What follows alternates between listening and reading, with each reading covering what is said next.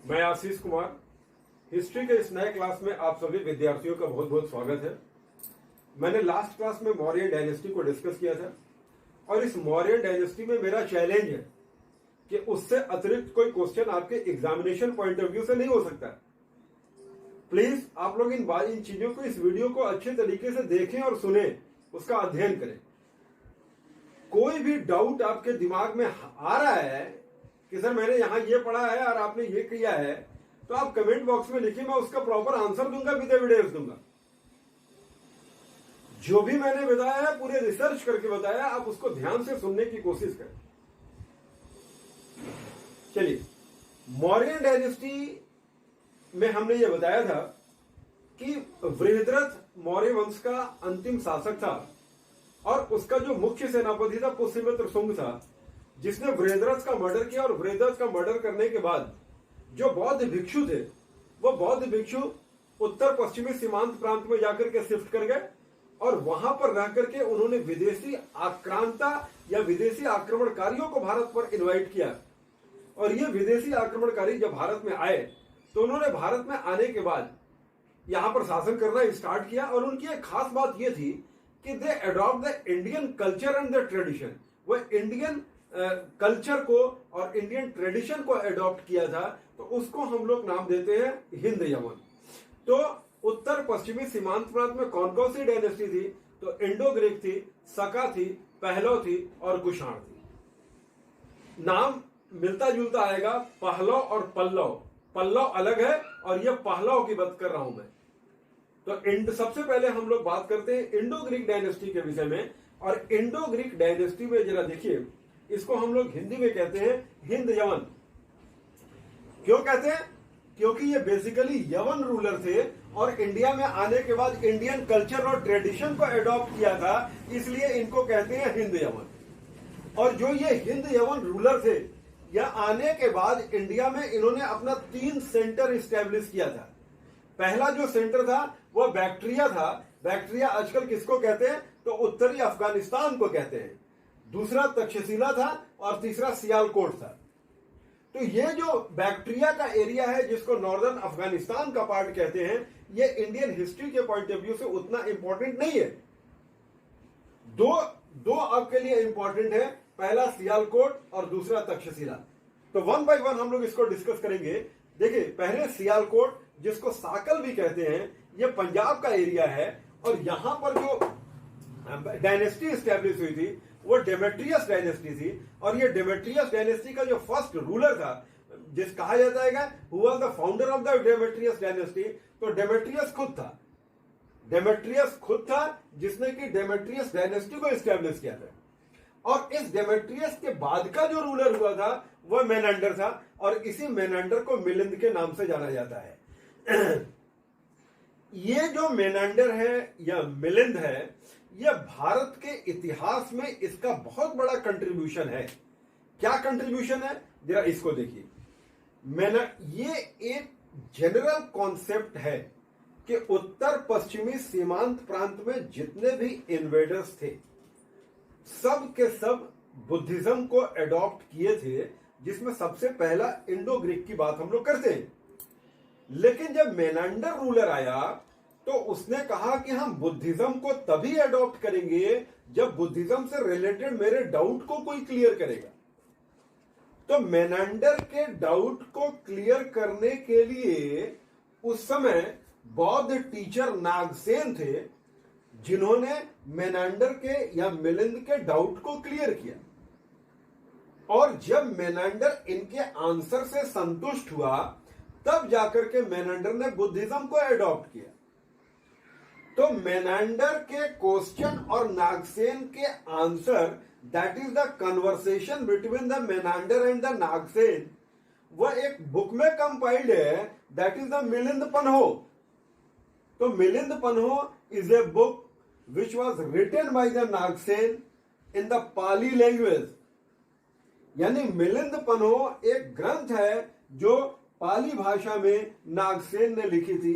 And it is the conversation between the Nagasena and the Menander. And this text is related with the Mahayana sect of the Buddhism। यानी ये ग्रंथ किस धर्म से, किस संप्रदाय से रिलेटेड है, तो ये संप्रदाय आपका आता है महायान। एंड जब दूसरे कंट्रीब्यूशन की बात हम लोग करते हैं तो हम लोग बात करते हैं क्वाइंस की। इंडिया में फर्स्ट अर्बनाइजेशन का जब फेज था, यानी सिंधु घाटी सभ्यता, तो सिंधु घाटी सभ्यता में क्वाइंस नहीं थी। सिंधु घाटी सभ्यता एक बार्टर सिस्टम पे था। बट जब हम इसका सेकंड अर्बनाइजेशन की बात करते हैं तो सेकंड अर्बनाइजेशन में क्वाइंस की अवेलेबिलिटी स्टार्ट हुई, जिससे कि ट्रेड और ज्यादा अपलिफ्ट किया। क्वाइंस के वजह से ट्रेड और ज्यादा अपलिफ्ट किया। तो उस समय जो क्वाइंस थे वो क्वाइंस किस चीज पे बने थे? क्ले क्वाइंस थे। दूसरी खास बात क्या थी कि इस क्ले क्वाइंस के ऊपर इमेज डेसिफर्ड होते थे। तीसरी बात क्या थी? इस क्वाइंस के ऊपर कोई शेप नहीं था। बट जब मेनांडर रूलर आए या इंडो ग्रीक डायनेस्टी इंडिया में आई तो इसने क्या की? इसने एक moulded and casted coins start किया। And he was the first ruler who introduce the gold coins. यानी ये पहला ऐसा रूलर है जिसने कि गोल्ड क्वाइंस स्टार्ट किया। और इस गोल्ड क्वाइंस के ऊपर सबसे पहले रिटन इंस्क्रिप्शन बनाने वाला अगर कोई रूलर है तो ही वॉज मेनांडर। यानी मेनांडर ने लेख युक्त सिक्के जारी किए थे। दूसरी खास बात, तो this is the contribution of the Menander. इससे क्या हुआ? इस मेनांडर की वजह से बुद्धिज्म और ज्यादा अपलिफ्ट किया। इस मेनांडर की वजह से इंडियन रिलीजन और ज्यादा अपलिफ्ट किया है। और उसका इंपैक्ट आप देखिए, एक दूसरी डायनेस्टी आती है Eucratides dynasty, which was established in the Takshashila, and the ruler of the Eucratides was Antiochus। और ये जो एंटियोलक्यूट्स था, इसने अपना एक एम्बेसडर, इसने अपना एक राजदूत जिसका नाम था हेलियोडोरस, उसको कहां भेजा? तो जब यूक्रेटाइड्स डायनेस्टी का रूलर एंटियोलक्यूट्स रूल कर रहा था तो उस समय इंडिया में, इंडिया के पाटलिपुत्र एरिया में एक डायनेस्टी रूल कर रही थी, सुंगा डायनेस्टी। और सुंगा डायनेस्टी का जो रूलर था भागभद्र था। So Bhagabhadra was the contemporary ruler of the Antialcidas. And Bhagabhadra was the first ruler in the Indian ancient history who established the twins capital of his empire. First Pataliputra, जो कि काफी समय से चल रहा था, and second Vidisha. So Vidisha was the first time made capital by the Bhagabhadra. जब आपसे यह क्वेश्चन आएगा कि विदिशा कौन सी जगह पे है, तो विदिशा इज इन एमपी। कहां पे है? विदिशा मध्य प्रदेश में। और इसी विदिशा में हेलियोडोरस भागभद्र के कोर्ट में आया और यहां पर उसने एक स्तंभ लेख बनवाए। जब भी कोई स्तंभ लेख की शुरुआत की जाती है तो उस पर कोई चिन्ह बनाई जाती है, तो इसने स्तंभ लेख पर किसका सिंबल दिया? गरुड़ का सिंबल दिए। अब गरुड़ कौन से रिलीजन की बात करता है? तो गरुड़ जो है वह सिंबल है किसका? विष्णु जी का सिंबल है। दैट मीन्स कि Antialcidas and Heliodorus, he was the follower of the Vaishnavism. तो हेलियोडोरस, एंटियोलक्यूट्स एंड हेलियोडोरस ये कौन से थे? ये कौन से धर्म को अडॉप्ट किया? तो इन्होंने एक ब्राह्मण धर्म का एक वैष्णव संप्रदाय है जिसको इन्होंने अडॉप्ट किया। तो वही मैंने आपको बताया कि जो मेनांडर था, इसने कैसे इंडियन रिलीजन को अपलिफ्ट किया है, इसने कैसे इंडियन रिलीजन को स्प्रिट किया। तो इसने भागभद्र के समय में एंटियोलक्यूट्स जो था, यह भी एक यवन रूलर था और इसने आने के बाद वैष्णविज्म को अडॉप्ट किया और वैष्णविज्म को फैलाने की कोशिश किया। And this inscription was the first inscription in the Indian ancient history which provides the inscription wise evidence about the Vaishnavism। यानी ये वैष्णव धर्म का पहला इंस्क्रिप्शन वाइज एविडेंस है। जब हम लोग इंडो ग्रीक डायनेस्टी के रूलर के कंट्रीब्यूशन की बात करते हैं तो फर्स्ट ये ध्यान रखना, या हम लोग मेरी बातों को आप लोग ध्यान से सुनिए। ये जो इंडो ग्रीक डायनेस्टी के रूलर है, इनका कंट्रीब्यूशन की जब हम लोग बात करते हैं तो इन्हीं का कंट्रीब्यूशन है कि इंडिया में Gandhara school of art develop किया है। ये जो गांधार स्कूल ऑफ आर्ट है, यहीं से मूर्ति बनाने के ट्रेडिशन स्टार्ट हुए थे, गांधार स्कूल ऑफ आर्ट से। दूसरा कंट्रीब्यूशन क्या है कि इन्हीं के वजह से इंडिया में ट्रेड अपलिफ्ट किया है, इंडिया में ट्रेड अपलिफ्ट किया। इसीलिए जो परफ्यूम होता है, जो गंधक, परफ्यूम को गंधक कहते थे, इत्र कहते थे, और ये जो गंधक था या परफ्यूम था, इसीलिए इसको यवन गंधक कहते थे। तीसरी बात इन्होंने रिलीजन अपलिफ्ट किया। चौथी बात इन्होंने ट्रेड अपलिफ्ट किया। क्यों? क्योंकि प्रॉपर एक क्वाइंस इंट्रोड्यूस हुए। तो पांचवी बात इन्हीं का कंट्रीब्यूशन है कि इंडिया में एक नए तरीके का मेडिसिन और एक नए तरीके की एस्ट्रोनॉमी डेवलप करी। तो this are the important contribution of the Indo Greek dynasty. तो कहीं पर कोई अगर रूलर आता है तो कल्चर का ट्रांसफ्यूजन होता है। हमारे यहां के कल्चर उनसे, उनके यहां का कल्चर मेरे से मिलता है। अगली बात कि एक एडमिनिस्ट्रेशन करने का एक नया ट्रेंड डेवलप किया। तो these are the contribution of the Indo-Greek dynasty, and now we are going to discuss the second dynasty of the NWFP, and that was the Saka dynasty. So this is Saka dynasty, and हम लोग अब क्या बात करने जा रहे हैं? तो सका डायनेस्टी के विषय में बात करने जा रहे हैं। अब जरा देखो, हर डायनेस्टी का अपना कंट्रीब्यूशन है। सका ने इंडिया में एक नए तरीके का ट्रेडिशन डेवलप किया, and that was the military administration. And Shaka ruler gave the name of the military administration is the Chhatrap and the Mahachatrap. The word Chhatrap and Mahachatrap first time introduced by the Saka dynasty, Saka ruler, and Saka came in the form of the invaders. ये कहां से आए थे? तो they came from मध्य Asia, central Asia, and he were also known as the Scythian. तो जो हम लोग इतिहास में सीथियन की बात करते हैं, वो किसकी बात करते हैं? तो वो सकों की बात करते हैं। And Shaka ruler establish his centre in India. First is Afghanistan, second is Takshashila, third is Mathura, fourth is Ujjain, and fifth is Girnar. काफी लंबे समय तक सका और सातवाहन का फाइट इंडिया में चला है, और उसका क्या रिजल्ट आया तो वो देखिएगा। सातवाहन एक बहुत बड़ी डायनेस्टी थी, उसके बाद भी सकों ने उनको हरा दिया। सबसे पहले हम लोग बात करते हैं तक्षशिला एरिया की। जो तक्षशिला में सका थे, उनका नाम आता है मेउस, दूसरा नाम आता है एजेस 1, थर्ड नेम आता है एजेस 2। इनका कोई उस तरीके का कंट्रीब्यूशन नहीं है, इसके आपके एग्जामिनेशन पॉइंट ऑफ व्यू से ये जरूरी नहीं है। दूसरे हम लोग बात करते हैं, दूसरा जो सकों का एरिया इंपॉर्टेंट है, उसमें एक नाम आता है उज्जैन और दूसरा नाम आता है गिरनार। सबसे पहले हम लोग बात करते हैं गिरनार की। गिरनार में जो डायनेस्टी थी, this was the Kshaharata dynasty. Girnar, अब पूछा जाएगा गिरनार कौन सी जगह पे है, तो गिरनार आपको कहते थे सौराष्ट्र एरिया है। गिरनार आपको कहते हैं गुजरात का एरिया है। सौराष्ट्र का मतलब गुजरात का area.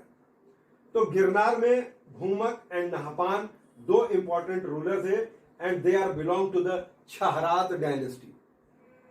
And the second important centre of the Shaka is Ujjain. And the dynasty, जो उज्जैन में जो डायनेस्टी स्टैब्लिश हुई थी, वॉज कादरमक डायनेस्टी।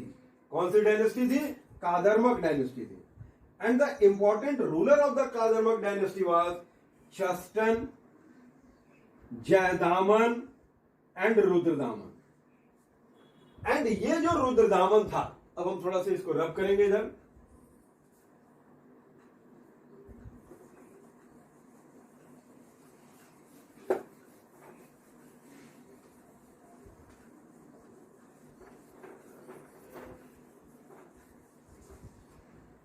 ये जो रुद्रदामन थे, इनका देखो, इनका क्या कंट्रीब्यूशन है। रुद्रदामन ने जूनागढ़ में एक अभिलेख बनवाया और जूनागढ़ में इसने एक कैनाल सिस्टम के लिए, मतलब इरिगेशन के लिए प्रॉपर कैनाल्स बनवाई, नहर बनवाए।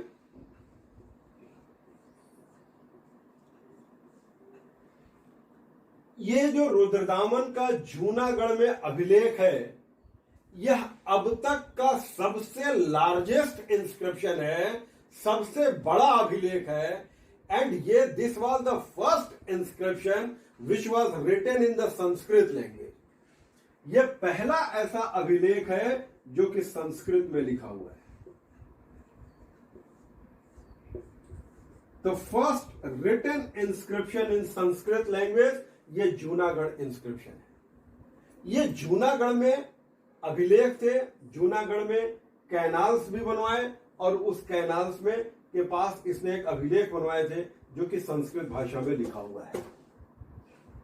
तो अब तक जो अशोक के अभिलेख थे वह प्राकृत भाषा में थे and he was the first ruler जिसके संस्कृत में इंस्क्रिप्शन है। तो ये मैंने आपको सका डायनेस्टी के विषय में बताया और यहां से ये क्वेश्चन पूछा जाता है कि क्षहरात वंश, कादर्मक वंश प्लस ये क्षत्रप और महाक्षत्रप सिस्टम कहां से आया था। तो ये इसका आंसर है, ये देख लीजिए, इसको मैं बेटा। तीसरी जो उत्तर पश्चिमी सीमांत प्रांत में जो एक नई डायनेस्टी के रूप में निकल करके आ रही है, वो डायनेस्टी का नाम था पहलव डायनेस्टी। वह है पहलव वंश। अब जरा देखिए ये कहां से आई थी डायनेस्टी, तो दे केम फ्रॉम ईरान। कहां से आई थी? ईरान से आई। और ये जो पहलव डायनेस्टी थी, the founder of the Pahlava dynasty was मिथ्रेडेटस।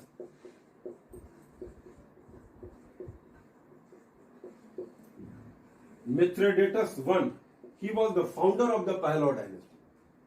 और ये जो मिथ्रेडेटस वन था, इसके बाद का जो रूलर है उसका नाम था गोंडोफर्नीस। क्या नाम है? गोंडोफर्नीस। ये गोंडोफर्नीस जो थे, इसने अफगानिस्तान एरिया कॉन्क्वायर किया। ये मैं शॉर्ट में लिख देता हूं, ये बार बार लिखता हूं तो इसलिए मैं अफगानिस्तान AFG करके लिख दे रहा हूं। ये गोंडोफर्नीस जब रूल कर रहा था तो इसी समय, ये ध्यान रखना, इस गोंडोफर्नीस के समय में ही सेंट थॉमस इंडिया आए थे। सेंट थॉमस इंडिया आया था और ये सेंट थॉमस जो था, इसने ईसाई धर्म को भारत में प्रचार प्रसार करने की शुरुआत की। लेकिन किसी व्यक्ति ने गोंडोफर्नीस और सेंट थॉमस दोनों का मर्डर कर दिया, इसलिए यह डायनेस्टी खत्म हो गई। तो आपके दिमाग में यह बात आएगी कि जब हम लोग क्रिश्चियनिटी के स्प्रेड करने की बात करते हैं या ईसाई धर्म के प्रचार प्रसार की बात करते हैं, तो आप लोग इस कंफ्यूजन में नहीं रहना कि जब ब्रिटिश आए थे तभी ईसाईयत धर्म की शुरुआत इंडिया में हुई थी। इसके लिए प्रयास पहले से चल रहा था एंड गोंडोफर्नीस के समय में ही belong to the Pahlava dynasty. But अगर क्वेश्चन ये आता है कि ये जो सेंट थॉमस आया था, ये कौन से जगह से आया था, तो इसका आंसर होगा कि ही केम फ्रॉम इजराइल। कहां से आया था? तो इजराइल से आया था। ये मैं लिख दे रहा हूं।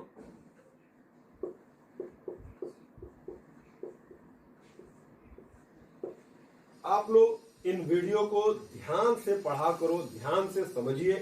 अगर कोई डाउट आपके मन में आता है कि ऐसा लगता होगा कि सर ने आपको ये पढ़ाया, मैं कहीं और कुछ पढ़ रहा हूं, तो ऑथेंटिक बुक पे जाओ और हमारे आप तब कोई डाउट अगर आपके दिमाग में आएगा ही नहीं, क्योंकि मैंने जो पढ़ा है वो ऑथेंटिक बुक पढ़ा है और ऑथेंटिक बुक से ही मैं आपको बताने की कोशिश करता हूं। अब जरा देखिए, तो ये पहलव डायनेस्टी थी, काफी छोटे कम समय तक इसने रूल किया।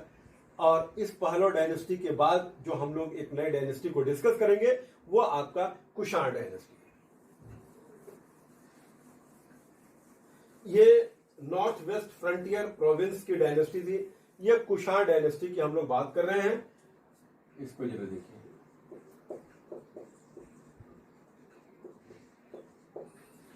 अब बात आती है ये कुषाण डायनेस्टी कहां से आए थे? तो कुषाण डायनेस्टी आई थी चीन से। कहां से आई थी? चीन से आई थी। ये जो कुषाण डायनेस्टी है ये दो ग्रुप में इंडिया में आए थे।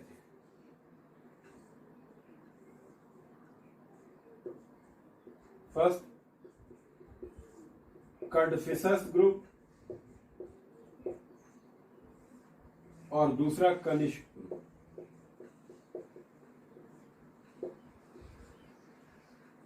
इस कड़फिसस ग्रुप में दो इंपॉर्टेंट रूलर हैं।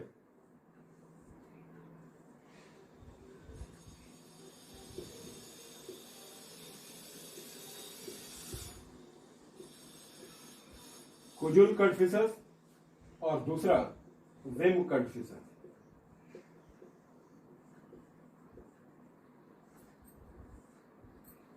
ये जो कुजुल कड़फिसस रूलर था, he was the first ruler of the Kadphises dynasty of the Kushana।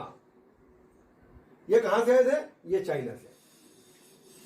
क्योंकि ये कुषाण डायनेस्टी एक तरीके से कबीला थी जो कि इंडिया में चाइना से 5 ब्रांचेज इसके चले थे, केवल 2 ब्रांच इंडिया में आ पाए, पहला कड़फिसस और दूसरा कनिष्क। इस कड़फिसस में कुजुल कड़फिसस था।